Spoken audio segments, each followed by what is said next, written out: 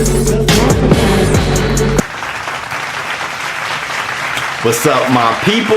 This is ShowBizz, the adult. Alright, Fantasy Fight Friday. Who will win in a fight between Mike Tyson and Sonny Liston? Both of these guys are arguably in anyone's top 5 heavyweights of all time. You have two guys who are dominant physically, extremely skillful, hardest punchers of all time, and struck the fear of God in their opponents. The question is, who would out-bully who? This is how they match up. Sonny Liston, 50 wins, 4 losses. 39 of his wins by KO. He was 6'1", 215 pounds with a crazy reach of 84 inches. His notable wins were Floyd Patterson twice, Cleveland Williams twice, and Roy Harris, all by KO. Then you have Mike Tyson. 50 wins, only 6 losses. 44 of his wins by KO.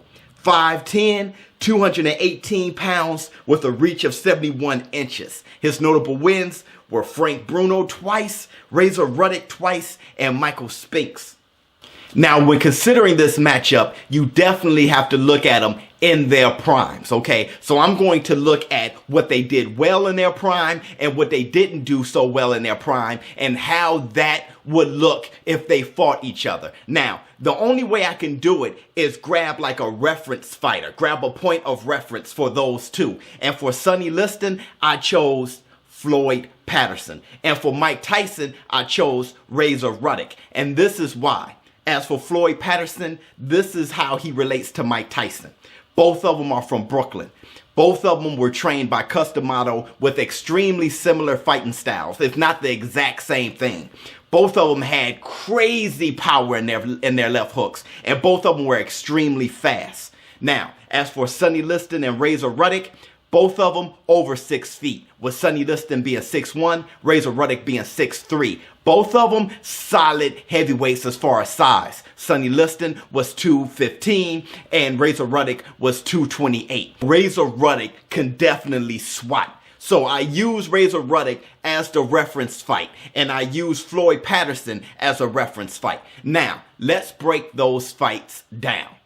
Sonny Liston, he destroyed Floyd Patterson, okay? Now, he was shooting out that jab on Floyd Patterson, but Floyd Patterson was able to duck that jab. He was ducking that jab pretty good. Why? Because the late and great Cus D'Amato, that's what he taught, how to close the gap, how to be offensive and defensive at the same time, and how to counter the jab. And that's exactly what he was doing. He was countering the jab with a left hook, a crazy left hook that was landing pretty good on Sonny Liston's chin. Why? Because Sonny Liston didn't have the greatest head movement. The way that he was able to cover that flaw is with an 84-inch reach great jab. But with Floyd Patterson was able to duck it and counter it and land on Sonny Liston. But Sonny Liston shook those punches off. Now, why was he able to shake those left hooks off? Was it because Floyd Patterson didn't have much of a left hook?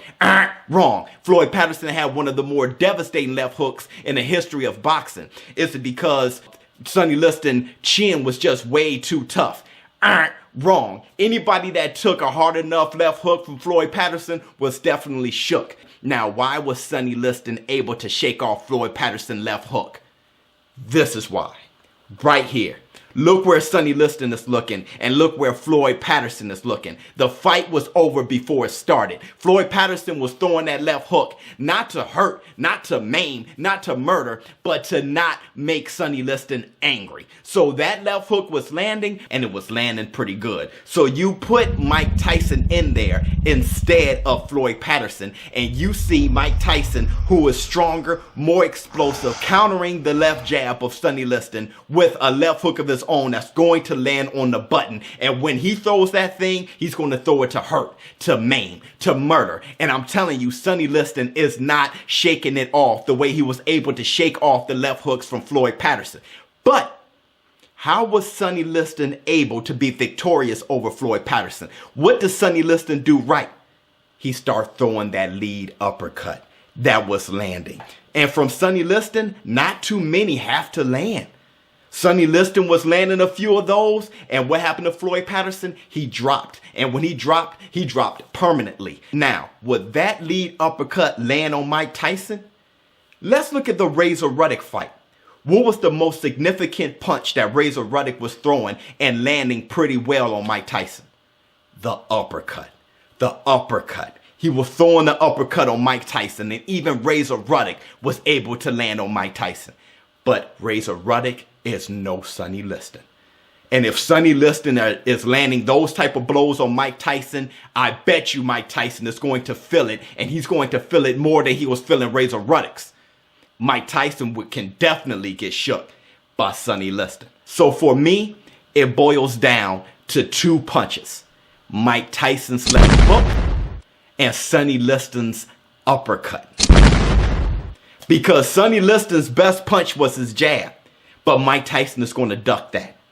And Mike Tyson is going to counter it the way Floyd Patterson was taught.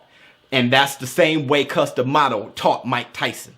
He's going to counter that. And he's going to hit Sonny Liston right on the jaw.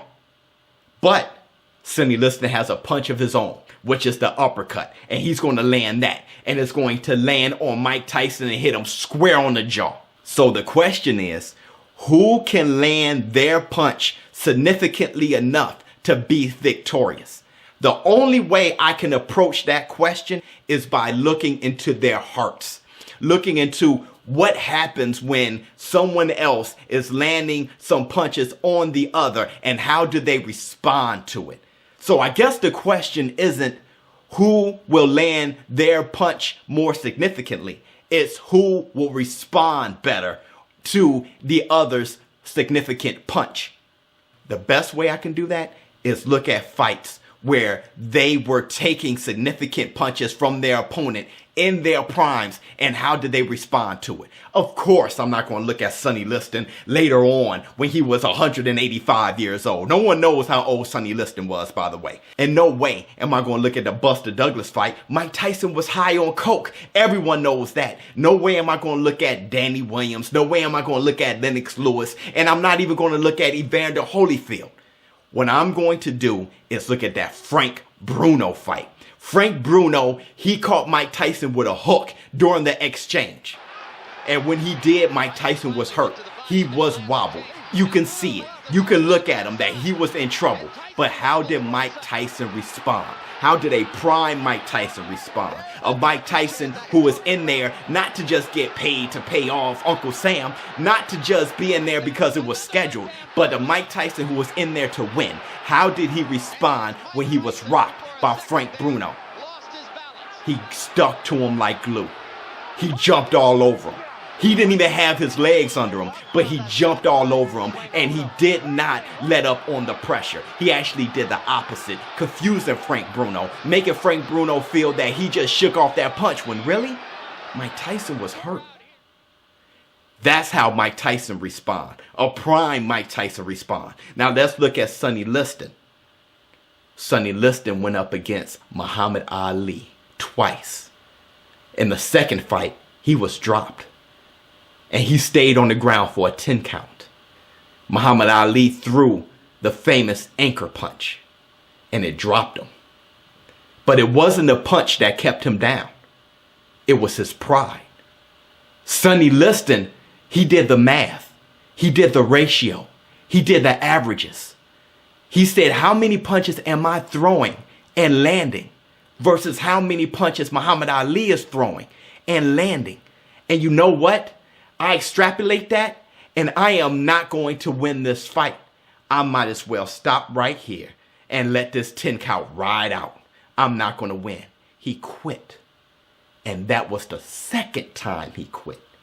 He quit against Muhammad Ali the first time. He quit in his corner.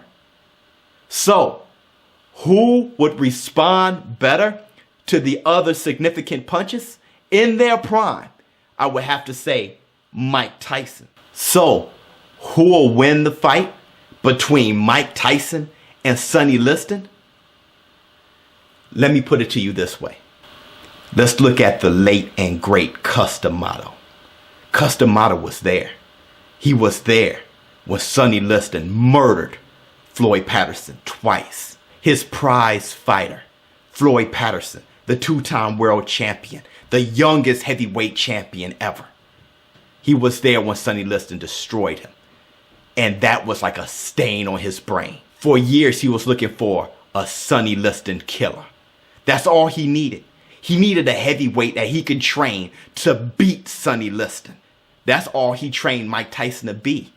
He was the custom model monster. He was the Sonny Liston weapon. All he needed to do was to find a heavyweight that can beat a Sonny Liston, and that heavyweight will go down as the greatest heavyweight of all time.